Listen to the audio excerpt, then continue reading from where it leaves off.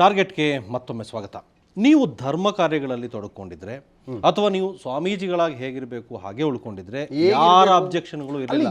ಆದ್ರೆ ಇತ್ತೀಚೆಗೆ ಕೆಲವು ಸ್ವಾಮೀಜಿಗಳು ರಾಜಕೀಯ ಪಡಸಾಲೆಗಳಲ್ಲಿ, ವಿಧಾನಸೌಧಗಳಲ್ಲಿ, ಬೀದಿಗಳಲ್ಲಿ ಪ್ರತಿಭಟನೆ ಮಾಡೋದು, ಯಾರು ಮಂತ್ರಿ ಆಗಬೇಕು, ಯಾರು ಶಾಸಕರಾಗಬೇಕು ಅನ್ನೋ ತೀರ್ಮಾನ ಕೈಗೊಳ್ಳು. ನಿಮ್ಮನ್ನ ಯಾರು ಕೇಳ್ತಾ ಇದ್ದಾರೆ?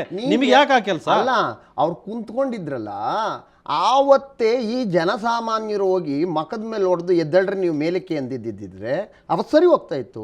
ಅವತ್ತು ಹೇಳಿದ್ದೀನಿ ನಾನು, ನಿಮ್ಗೆ ಯಾಕ್ರಿ ಬೇಕಿದು, ಯಾಕೆ ಬೇಕು? ನಾನು ಮಾರ್ಕೆಟ್ ಹತ್ರ ಹೋಗಿ ಕೂತ್ಕೊಳ್ಳೋ ಅಂಥದ್ದ ಇಲ್ಲ, ನಾನು ಪ್ರಾರ್ಥನೆ ಸಲ್ಲಿಸುವಂಥದ್ದು ಒಳ್ಳೇದು ಉಳ್ಕೊಳ್ಳಿ ಅಂತ ಹೇಳಿ. ನಾನು ಇವತ್ತು ಹೋಗಿ ಅವ್ರಿಗೆ ಹೇಳಿ, ಅವ್ರ ಮನೆ ಹತ್ರಕ್ಕೆ ಹೋಗಿ ಗೌಡ್ರೇ ಆಗಬೇಕು, ಲಿಂಗಾಯತ್ ಗೌಡ್ರೇ ಆಗಬೇಕು ಅನ್ನೋದಾದ್ರೆ ಮಿಕ್ಕಿದವ್ರು ಯಾರು ಓಟ್ ಹಾಕೋಂಗಿಲ್ವಾ?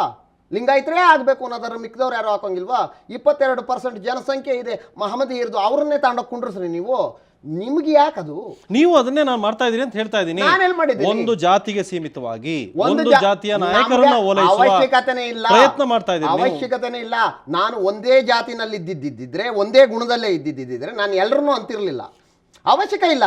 ನೀವು ಯಾರಾದ್ರೂ ಆಗ್ರಿ ಸ್ವಾಮಿ, ಜಾತಿ ಸೀಮಿತ ಸ್ವಾಮೀಜಿಗಳು ಯಾಕೆ ಆಗ್ತಾ ಇದೀರಿ ಅಂತ ಅದನ್ನೇ ಕೇಳ್ತಾ ಇರೋದು ನಾನು. ಅಲ್ಲ, ನಾನು ಅದನ್ನೇ ಪ್ರಶ್ನೆ ನಿಮ್ಮನ್ನು ಕೇಳ್ತಾ ಇದ್ದೀನಿ. ಜಾತಿ ಸೀಮಿತವಾಗಿರ್ತಕ್ಕಂಥ ಸ್ವಾಮಿತ್ವವನ್ನು ನೀವು ಯಾಕೆ ಆಚೆಗಳಿತಾ ಇಲ್ಲ? ಜಾತಿ ಸೀಮಿತವಾಗಿ ಸ್ವಾಮಿತ್ವ, ದೈವತ್ವ, ಮಾನವತ್ವ, ಅದಕ್ಕೆ ನಿಮ್ಮನ್ನು ಕರೆದಿದ್ದೀವಿ, ಕೇಳ್ತಾ ಇದೀವಿ, ಉತ್ತರ ಕೊಡಿ ಅಂತ ಹೇಳ್ತಾ ಇದ್ದೀನಲ್ಲ. ಜಾತಿ ಸೀಮಿತವಾಗಿ ಯಾವ ಸ್ವಾಮಿತ್ವವೂ ಇಲ್ಲ. ಹಂಗಿರೋದಾದ್ರೆ ಕಾವಿ ಬಿಚ್ಚಾಕ್ಲಿ. ನೀವು ಈ ಸರ್ಕಾರ ಬಂದ ತಕ್ಷಣ ಸ್ವಾಮೀಜಿಗಳು, ಮಠಮಾನ್ಯಗಳು ಎಲ್ಲವೂ ಕೂಡ ಹಣಕ್ಕೋಸ್ಕರ ಹಪಹಪಿಸ್ತಾ ಇದ್ದೀರಿ ಅನ್ನೋ ರೀತಿ ಎಲ್ಲರೂ ಕಂಡು ಬರ್ತಾ ಇದೆ. ನಿಮ್ಮಲ್ಲಿ ಯಾರಿಗೂ ಸ್ವಾಮಿತ್ವ ಕಂಡು ಬರ್ತಾ ಇಲ್ಲ. ಈ ಸರ್ಕಾರ ಬಂದಾಗಿಂದ ಹಣಕ್ಕೋಸ್ಕರ ಅಂತಂದ್ರೆ ಯಡಿಯೂರಪ್ಪನವರು ಎಲ್ಲ ಮಟ್ಟಕ್ಕೂ ಹಣ ಕೊಡ್ತಿದ್ದಾರೆ ಅಂತಲೇ ಆ ಪ್ರಶ್ನೆ ಯಾರು ಪಡೆದಿಲ್ವಾ ಹಾಗಾದ್ರೆ? ಅಲ್ಲ, ಯಡಿಯೂರಪ್ಪ ಅವರು ಸರ್ಕಾರ ಬಂದ ಮೇಲೆ ಕಾವಿದಾರಿಗಳು ಜಾಸ್ತಿ ಆದರು ಅನ್ನೋಂಥ ಪ್ರಶ್ನೆ ನಿಮ್ಮದು. ಆಯಿತು, ಯಡಿಯೂರಪ್ಪನವರು ಇವತ್ತಿಂದ ಮಠಕ್ಕೆ ಬರ್ತಾ ಇದ್ದಾರಾ? ಮುಖ್ಯಮಂತ್ರಿ ಆದ್ಮೇಲೆ ಬರ್ತಾ ಇದ್ದಾರಾ? ಅವ್ರ ಮಠಕ್ಕೆ ಬರ್ತಾ ಇದಾರೆ. ಸರಿ, ನೀವ್ ಯಾಕೆ ವಿಧಾನಸೌಧಕ್ಕೆ ಹೋಗ್ತಾ ಇದ್ದೀರಿ? ಅವ್ರ ಮಠದ ಭಕ್ತರು ಅವ್ರ ಮಠಕ್ಕೆ ಬರಲಿ, ಓಕೆ, ನೀವು ಆಶೀರ್ವಾದ ಮಾಡಿ ಕಳಿಸೋದು ನಿಮ್ ಜವಾಬ್ದಾರಿ, ನೀವು ಸ್ವಾಮಿಗಳಾಗಿದ್ರೆ. ಅಲ್ಲ, ನೀವ್ ಯಾಕೆ ವಿಧಾನಸೌಧಕ್ಕೆ ಬರಕ್ ಶುರು ಮಾಡ್ಕೊಂಡ್ರಿ? ವಿಧಾನಸೌಧಕ್ಕೆ ಹೋದಂಥ ಸ್ವಾಮಿತ್ವಗಳು, ವಿಧಾನಕ್ಕೆ ಹೋದಂಥ ಕಾವಿದಾರಿಗಳು ಅನೇಕವಾಗಿರ್ತಕ್ಕಂಥ ನಿಕಟ ಸಂಬಂಧ. ನೀವ್ ಯಾಕೆ ರೆಸಾರ್ಟ್ಗೆ ಹೋದ್ರಿ? ಯಡಿಯೂರಪ್ಪನವ್ರು ರೆಸಾರ್ಟ್ ಅಲ್ಲಿ ಇದ್ದಾಗ ನೀವ್ ಯಾಕೆ ರೆಸಾರ್ಟ್ ರೆಸಾರ್ಟ್ ಮುಂದೆ ನೀವೇ ಬಂದಿದ್ರಲ್ಲ. ನೀವು ಬಂದಾಗ್ಲೇ ನಾನೇ ಕೇಳಿದ್ನಲ್ಲ. ಈಗ ನಿಮ್ಮನ್ನ ಕರೆದಿದ್ರೆ ಓಕೆ, ನಿಮ್ಮನ್ನ ಕರೆದಿದ್ರ ಅವರು? ಕರೆಯೋದೇ ಬೇಕಾಗಿಲ್ಲ ಯಾರನ್ನು, ಕರೆಯೋ ಕೆಲಸವೇ ಇಲ್ಲ. ಕರೆಯದೇ ಬರೋವನಿಗೆ ಏನಂತಾರೆ ನೀವೇ ಹೇಳಿ. ಅಲ್ಲ, ಒಳ್ಳೆ ಕತೆ ಆಯ್ತು. ಕರೀದಾರ ಬರೋದು ಎಲ್ಲಿಗೆ? ಏನ್ ಕರೆದು ಊಟಕ್ಕೆ ಹೋಗಿರ್ತೀವಿ, ಹೋಗಿ ಹೇಳಕ್ ಹೋಗಿರ್ತೀವಿ. ನೀನ್ ಮಾಡ್ತಿರೋ ಸರಿನಾ? ಇದು ಸರಿನಾ? ನಿನ್ 40 ವರ್ಷದ ರಾಜಕಾರಣ ಅವ್ರದ್ದು ಏನೋ ತಂತ್ರಗಾರಿಕೆ ಹಂಗಂದ್ಬಿಟ್ಟು 24 ಜಿಲ್ಲೆಗಳು ಬರಗಾಲದಲ್ಲಿ ಸಾಯ್ತಾ ಇದಾವೆ, ದನಕರುಗಳಿಗೆ ಮೇವಿಲ್ಲ, ನೀರಿಲ್ಲ, ಏನಿಲ್ಲ. 70 ಜನ MLAಗಳನ್ನ ಕರ್ಕೊಂಡೋಗಿ ರೆಸಾರ್ಟ್ ಅಲ್ಲಿ ಕುಂಡ್ರಿಸ್ಕೊಂಡ್ಬಿಟ್ರೆ ರಾಜ್ಯದ ಜನ ಏನ್ ತಿನ್ಬೇಕು? ಅಲ್ಲೋಗಿ ಅವ್ರ ನೇತಾರರು ಅಂತ ಆಗಿದ್ರಲ್ಲ, ಅವರೆಲ್ಲ ಎಲ್ಗೋಗ್ಬೇಕು? ಇಲ್ಲಿ ಬಂದು ನಂಗೆ ಆರಾಮಾಗೈತ್ರಿ, ನಂಗೆ ಭಾಳ ಚಲೋ ಐತ್ರಿ ಅಂತ ಅಂದ್ಕೊಂಡು ಕೂತ್ಕೊಂಡ್ರೆ ಈ ಸ್ವಾಮಿ ಎಲ್ಲಾ ಸ್ವಾಮಿಗಳು ಬರ್ಬೇಕಾಗಿತ್ತು ಅವತ್ತು. ಅಲ್ಲೋಗಿ ಇನ್ನೆಲ್ಲ ಹೋಗಿ ಇವ್ರ ಪರನೋ ಅವ್ರ ಪರನೋ ಮಾತಾಡೋದು ಬಿಟ್ಬಿಟ್ಟು ಎದ್ದು ಬನ್ರಿ ಆಚೆಗೆ ಅಂತ ಹೇಳ್ಬೇಕಾಗಿತ್ತು. ಎದ್ದು ಬನ್ರಿ ಆಚೆಗೆ. ಅದನ್ನೇ ಹೇಳಿದ್ದು. ನಿಮ್ಮ ಒಬ್ಬರಿಗೆ ಆ ಉಸುಬಾರಿ ಯಾಕಿತ್ತು? ನಿಮ್ಮಲ್ಲೇನ್ ಸಂಘಟನೆ ಇಲ್ವಾ? ನೀವೆಲ್ಲ ಒಟ್ಟಿಗೆ ಹೋಗಿ ಕೇಳ್ಬೇಕಾಗಿತ್ತು ಸ್ವಾಮೀಜಿಗಳು. ಅಲ್ಲ, ಸಂಘಟನೆ ಅಲ್ಲ, ನಾನು ಹೋಗಿದ್ದೀನ, ನನ್ನ ಕೆಲಸ ಅದು. ಇನ್ಯಾರೋ ಮಾಡ್ಲಿಲ್ಲ ಅಂತಂದ್ರೆ ನೀನು ಮಾಡುವಂತ. ಈ ರಾಜ್ಯದಲ್ಲಿ ಅನೇಕ ಪ್ರಕರಣಗಳು, ಭ್ರಷ್ಟಾಚಾರ ಪ್ರಕರಣಗಳು, ವಿವಿಧ ಅಕ್ರಮಗಳ ವಿಚಾರ ಪದೇ ಪದೇ ಬೆಳಕಿಗೆ ಬರ್ತಾ ಹೋಯ್ತು. ಈಗ ಇದ್ರ ಬಗ್ಗೆ ಯಾರು ಮಾತಾಡ್ಲಿಲ್ಲ. ಈಗ ಯಡಿಯೂರಪ್ಪ ಸಿಬಿಐ ಆಗ್ಲಿ, ನಾನು ಹೇಳ್ತಾ ಈ ಸ್ಥಿತಿಗತಿ ಯಾಕೆ ಬಂತು? ಬರ್ಲಿ, ಇವ್ರು ಮಾಡಿರೋ ಅನಾಚಾರ ಆಗಿದ್ರೆ ಇಡೀ ನಾಶವಾಗ್ಲಿ ಅಂತಲೇ ಕೇಳ್ತಾ ಇದ್ದೀನಲ್ಲ. ಅಲ್ಲ, ಈಗ ಯಡಿಯೂರಪ್ಪ ಕುರಿತು ಒಬ್ಬರೇ ಅಲ್ಲ, ಈ ರಾಜ್ಯದಲ್ಲಿ ಬೇರೆ ಬೇರೆ ಜನಗಳ ಮೇಲೆ ಅನೇಕ ರೀತಿಯ ಆಪಾದನೆಗಳಿದಾವೆ. ಹಾಕ್ರಿ ಅವ್ರನ್ನೆಲ್ಲ. ಅಲ್ಲ, ಅವ್ರು ಹಾಕ್ರಿ ಅಂತ ನೀವು ಹೇಳ್ತಾ ಇದ್ರಿ, ಹಾಕೋರು ಹಾಕ್ತಾರೆ, ಅದು ಬೇರೆ ಪ್ರಶ್ನೆ. ಆದ್ರೆ ನೀವು ಮಾಡ್ಬೇಕಾಗಿದ್ದ ಕೆಲಸ ಏನು? ಧರ್ಮದ ಹಾದಿಯಲ್ಲಿ ಅವ್ರು ನಡಬೇಕಾದಂತ, ಅವ್ರ ಅಡ್ವೈಸ್ ಕೇಳಿದ್ರೆ ಕೊಡ್ಬೇಕಾದಂತ ಕೆಲಸ ನಾವು ಹೋಗಿ ಹೇಳ್ಬೇಕು. ಅಮಿದಣ್ಣ, ಇದು ಯಾಕೋ ಚೆನ್ನಾಗಿ ಕಾಣ್ತಾ ಇಲ್ಲ, ಅವ್ರು ತಿಳ್ಕೊಳ್ಳೋದು ಬಿಡೋದು ಅವ್ರ ಮೇಲೆ.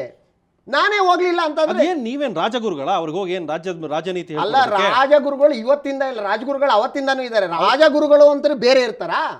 ಅವ್ರಿಗೆ ರಾಜನೀತಿ ಹೇಳ್ಕೊಡೋದು ನಿಮ್ಮನ್ನ ಕೇಳಿರಿ ಹೇಳ್ಬೇಕಪ್ಪ. ಒಳ್ಳೆ ಕೇಳಿ ಹೇಳೋ ಅಂತದ್ದೇನಿದೆ ಇದರಲ್ಲಿ? ಅವ್ರು ಬಂದು ನನ್ನನ್ನು ಕೇಳಿ, ಅಮಿದಣ್ಣ ಬಂದು ಕೇಳಿ, ಇವ್ರು ಬಂದು ನನ್ನ ಕೇಳಿ, ಯಡಿಯೂರಪ್ಪ ನಾನು ಬಂದು ಯಾರು ಕೇಳೋದೇ ಬೇಕಾಗಿಲ್ಲ. ನಾನೇ ಹೋಗಿ ಹೇಳ್ಬೋದು ಇದು ಸರಿ ಇಲ್ಲ ನಿಮ್ದು ಅಂತ, ನಾನು ಪ್ರತಿಭಟಿಸ್ಬೋದು. ನಿಮಗೆ ಜನಸಾಮಾನ್ಯರ, ಬಡವರ ಇದ್ರ ಬಗ್ಗೆ ಕಾಳಜಿ ಇಲ್ಲ.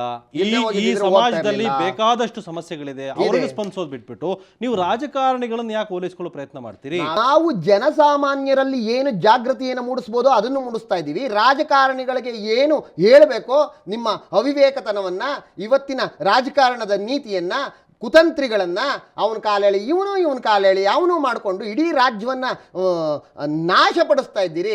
ಬಡವನ ಕಣ್ಣೀರಿಗೆ ಬೆಲೆ ಇಲ್ಲ ನಿಮ್ಮಲ್ಲಿ ಅಂತ ಅದನ್ನು ಹೇಳಲೇಬೇಕು. ನೀವು ಧರ್ಮ ರಾಜಕೀಯ ಬೇರೆ ಬೇರೆ, ಈ ರಾಜಕೀಯದೊಳಗೆ ಧರ್ಮವನ್ನು ಬೆರೆಸಿ ನಿಮ್ಮಲ್ಲೇ ಅವರು ಬರೋ ಬದಲು ನೀವೇ ಅಲ್ಲಿಗೆ ಹೋಗಿ ನಿಮ್ಮ ಎಲ್ಲಾ ಮಠಗಳಿಗೂ ರಾಜಕಾರಣಿಗಳನ್ನು ಆಹ್ವಾನಿಸಿ ನೀವು ಸಂಭ್ರಮಿಸುವಂತ ಅಗತ್ಯತೆ ಏನಿದೆ ಅಂತ ಕೇಳ್ತಾ ಇದ್ದೀನಿ. ರಾಜಕಾರಣಿ ಪರವಾದ ಪೂಜೆ ಪುನಸ್ಕಾರಗಳು ನಿಮ್ಮ ಎಲ್ಲಾ ಮಾತುಕತೆಗಳು ಅವ್ರ ಪರವಾಗಿ ಯಾಕಿರುತ್ತೆ? ಈ ಪರವಾಗಿ ಸಮಾಜದ ತುಳಿತಕ್ಕೊಳಗಾದವ್ರ ಪರ ಯಾಕಿರಲ್ಲ? ನಾನು ಇವತ್ತು ಕಾವಿದಾರಿಯಾಗಿ ಎಲ್ಲ ಸ್ವಾಮಿಗಳ ವಕ್ತಾರನಾಗಿ ಬಂದಿದ್ದೀನಿ ಅನ್ನೋಂಥ ಮಾತು ನೀವೆಲ್ಲರನ್ನೂ ಸೇರಿಸಿ ನನ್ನನ್ನು ಪ್ರಶ್ನೆ ಕೇಳ್ತಾ ಇದ್ದೀರಿ. ಎಲ್ಲ ಧರ್ಮಗಳಲ್ಲೂ ಎಲ್ಲ ಧರ್ಮಧಾರಿಗಳು ಮಾಡಬೇಕಾದಿದ್ದು ಅದೇ ಕೆಲಸ. ಒಳ್ಳೆಯವನಿಗೆ ಒಳ್ಳೇದಾಗ್ಲಿ ಅಂತಲೇ ಬೆಳಗ್ಗೆ ಎದ್ದು ಲಿಂಗ ಹಿಡ್ಕೊಂಡ್ರು ಅಥವಾ ಕಾಳಿನ ಹಿಡ್ಕೊಂಡು ಪೂಜೆ ಮಾಡ್ತಾ ಇದ್ರು. ಈ ದುಷ್ಟತೆ ಅನ್ನೋದಿದ್ರೆ ಸಂಹಾರ ಮಾಡಮ್ಮ ಈ ಜಗತ್ತಿನಲ್ಲಿ ಅಂತ ಕೇಳಬೇಕಾದ್ದು. ಅದನ್ನೇ ಮಾಡ್ತಾ ಇದ್ದೀವಿಲ್ಲ, ಯಾರು ಮಾಡ್ತಾ ಇಲ್ಲ. ಒಳ್ಳೇದು ಉಳಿಲಿ ಅಂತಲೇ ಎಲ್ಲರೂ ಪ್ರಾರ್ಥನೆನು. ಪೇಜಾವರ ಶ್ರೀಗಳದೇ ಆಗಿರ್ಬೋದು ಅಥವಾ ಆದಿಚುಂಚನಗಿರಿ ಶ್ರೀಗಳದೇ ಆಗಿರ್ಬೋದು, ನಮ್ಮ ಸಿದ್ಧಗಂಗಾ ಶ್ರೀಗಳದೇ ಆಗಿರ್ಬೋದು, ಸುತ್ತೂರು ಶ್ರೀಗಳದೇ ಆಗಿರ್ಬೋದು, ಇಡೀ 3000 ಮಠದ ಎಲ್ಲ ಸ್ವಾಮಿಗಳು ಕೇಳೋದು ಬೆಳಗ್ಗೆ ಎದ್ದು ಅಪ್ಪ ಜಗತ್ತನ್ನು ಉಳಿಸು, ಧರ್ಮ ಸಂಸ್ಥಾಪನೆಯನ್ನು ಉಳಿಸು, ಈ ಕ್ರೂರತ್ವವನ್ನು ನಾಶ ಮಾಡು ಅಂತಲೇ ಎಲ್ಲರೂ ಕೇಳೋದು.